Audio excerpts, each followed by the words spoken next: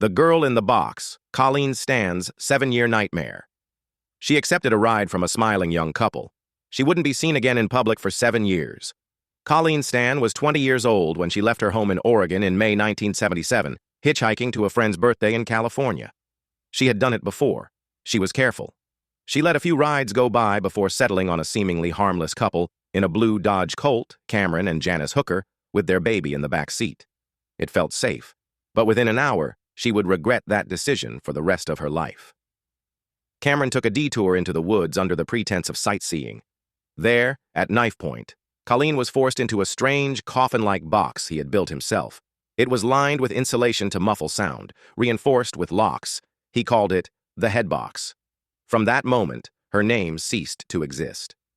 For the next 7 years, Colleen was kept in complete, inescapable captivity beneath the hooker's bed. During the day, she was locked in the box. At night, she was taken out, chained, blindfolded, starved, abused, brainwashed.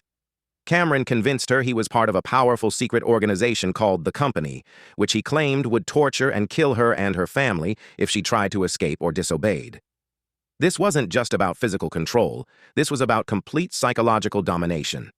Cameron forced Colleen to sign a slave contract. He referred to her only as K. He told his wife Janice that Colleen was his practice for creating a real sex slave. Janice, too, had once been a victim of Cameron's manipulation and now was complicit in the abuse. For years, Colleen endured unimaginable torment. No sunlight, no windows, barely any food. The box she was kept in reached unbearable temperatures. She developed muscle atrophy from lack of movement. She prayed for death, but she never gave up hope. In a shocking turn, by year 6, Cameron began to allow her small freedoms, walking in the yard, even visiting her family alone. But the psychological shackles were still in place. She never told anyone. The fear of the Company still ruled her.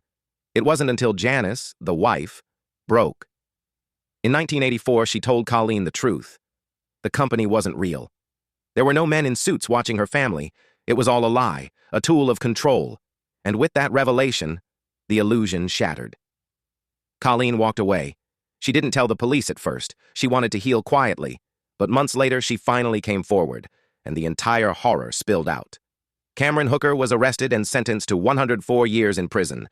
Janice was granted immunity for her cooperation. Colleen, she went on to rebuild her life. She became a mother, a public speaker, an advocate for victims of trauma and control. In interviews, her calm composure hides a strength most could never fathom. The case of Colleen Stan, the girl in the box, is now studied by FBI profilers. It is one of the most extreme and disturbing examples of long-term captivity and psychological manipulation ever recorded. And it all began with a single smiling offer of a ride.